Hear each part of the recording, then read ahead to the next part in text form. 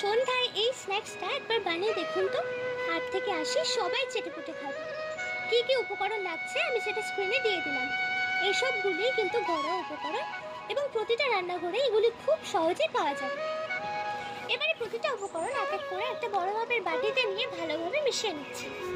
তারপর অল্প অল্প পরিমাণে জল দিয়ে ব্যাটারটাকে বেশ ভালোভাবে মিশিয়ে নেব এবং পরিমাণ মতো নুন দিয়ে দেবো, খাবার সোডা দিয়ে দেবো। দেখতে হবে ব্যাটারটা যাতে খুব ঘন না হয়ে যায় আর খুব পাতলাও না হয়ে যায়। দেখে নিন আমি যেভাবে বানিয়েছি ঠিক সেভাবেই বানাবেন কিন্তু। এখন ব্যাটারটা তৈরি হয়ে গেছে। গ্যাসের ফ্লেমটা অন করে একটা কড়া বসিয়ে নেব। এরপর কড়াইতে বেশ খানিকটা তেল দিয়ে দিলাম। এবার তেলটা গরম হয়ে গেলে তার উপর একটু একটু করে ব্যাটারটা দিতে শুরু করব। আর গ্যাসের ফ্লেমটা কমে কম আছে উল্টে পাল্টে ভেজে নিলেই তৈরি হয়ে গেল সুজির মুচমুচে বড়া। খেয়ে দেখুন একবার, বারবার খেতে ইচ্ছা করবে, এটা আমার গ্যারেন্টি। ভালো লাগলে লাইক শেয়ার সাবস্ক্রাইব করে দেবেন। টাটা।